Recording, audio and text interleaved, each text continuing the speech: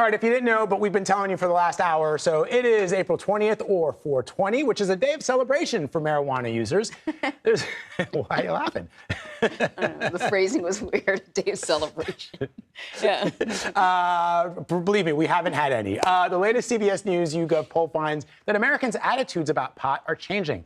A slight majority in that poll, 53%, now considers open use of marijuana to be socially acceptable. This is interesting because that is a shift from 2 years ago when 53% told us it was socially unacceptable. We also asked occasional pot users, quote, who knows you use marijuana? 44% said most of their friends and family know about their marijuana use, while 34% say some do, some don't. And just 22% say very few or no one. And get this, most Americans in our poll say they would not think any less of a person for using marijuana. That includes most of the people who hardly ever or even never use marijuana themselves. So today, as Vi was mentioning, is the unofficial holiday celebrating marijuana here in the U.S. and around the world. The recent legalization of recreational cannabis use in many states, including here in New York, has opened the door to some high-end private dining experiences where weed is the mainstay on the menu. And here to talk a little bit more about this, the man behind some of these private cannabis-infused dinners is Chef Miguel Trinidad. Welcome. Thanks for joining us. Good morning. Thank you. So, this is really fascinating to me because, you know, there has been legalization of cannabis in a number of states, but you don't see restaurants setting up. You do sort of see kind of like these private dinners. Is there a reason why we don't see food trucks or restaurants, but these private dinners are happening more and more? Well, you know, every state is different, but the states are still trying to figure out the regulations. And a lot of the findings are based on fear and not fact and science. So in order to figure out how to police cannabis in cuisine, there's a whole step and process that needs to be understood, which they're still trying to figure out. So tell me about, you know, how you came to do these dinners. Well, this started about in 2015 with my business partner. You know, we're all from New York. We met on a project that we were doing, and we decided that we wanted to do something. Cannabis came into play, and we wanted to destigmatize cannabis through food. Now, the way we do that is by precise measurement and microdosing. I'm sure everybody who has had an experience with edibles has had a really bad one. We talked about that, yeah. Where they're holding on and waiting for the right 10.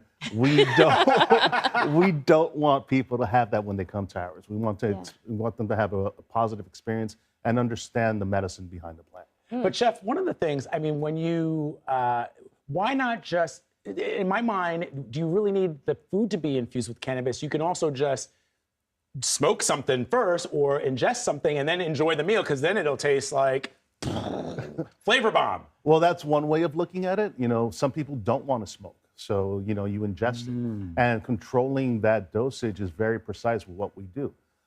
Strains are very specific to the mood that you will experience once you consume it. So when we do our dinners, we find strains that are very relaxing, very euphoric, very outgoing, and can control it and will not have that onset of paranoia or the negative aspects of cannabis. Let me ask you a question about cannabis as an ingredient. So Vlad pointed out it could probably make you enjoy the meal a lot more, right? I'm sure it does something to the way you taste things. Probably makes you overeat too. But, you know, if you use wine to cook, it changes the nature of the ingredient. If you add heat, are these all things you have to consider? I mean, when you cook with cannabis and the various other aspects of it, does it change the nature of the ingredient?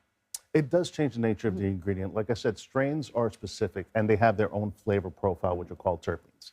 So you can use a strain that's very citrusy, something that's very earthy. It's very much like using dill, thyme, basil. So you use it as a herb and you respect the plant in that form. So one of the things that people have experienced with edibles is that they will not be able to properly gauge. You eat a cookie and then you say, well, I haven't felt anything, so I'm going to eat another. Yeah. But then an hour later, you're like, I probably should have only had one. How do you sustain the buzz so that it's enjoyable over several courses? Well, one thing is a delivery system. So if you're using a non-saturated fat, it's going to be absorbed much quicker into your system than an animal fat. So you want to control that. And then there's methods that'll slow down the absorption process when you're using carbs and other ingredients in the dish that you're creating.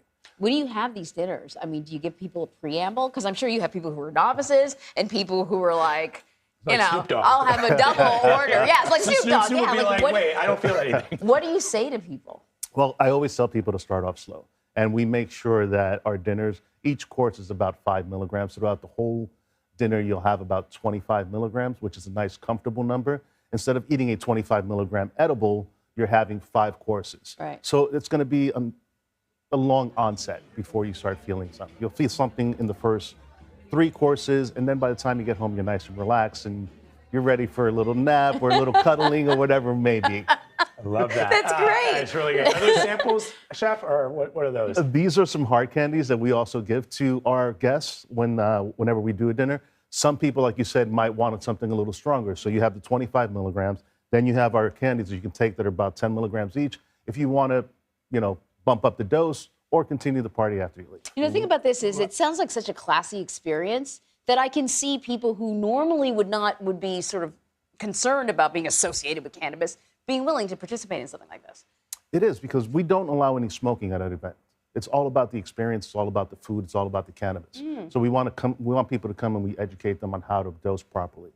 Love it. Chef Miguel Trinidad, thank you very much for stopping by. Really interesting. Thank you. Thank you so much.